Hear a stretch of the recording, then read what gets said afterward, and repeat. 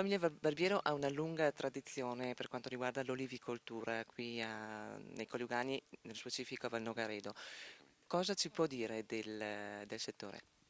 Ma allora del settore, intanto è un settore sicuramente in evoluzione, negli ultimi direi 15-20 anni sono state messe a dimora sicuramente tante piante, in particolare qui a Valnogaredo, ma direi in generale in tutti i Coliugani.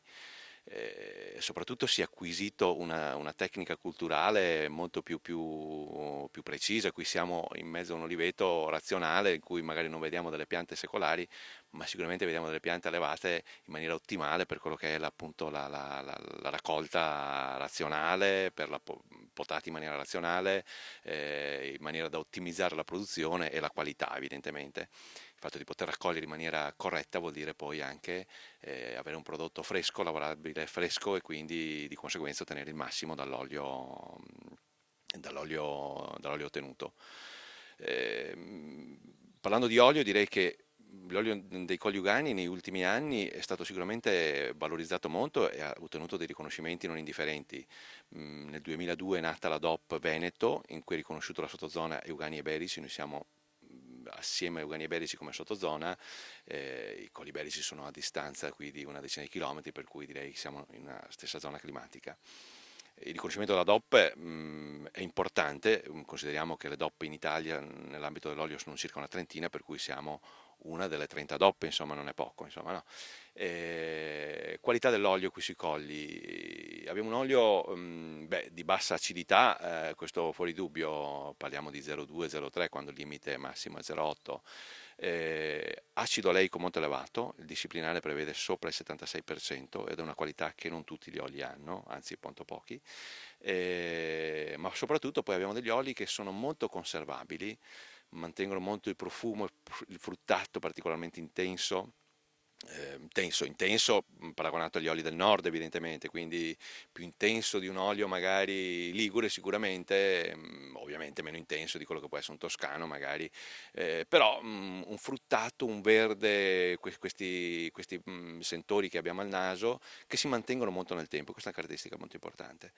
Eh, Signor Brunello, un'esperienza trentennale nell'olivicoltura. Sì, trentennale.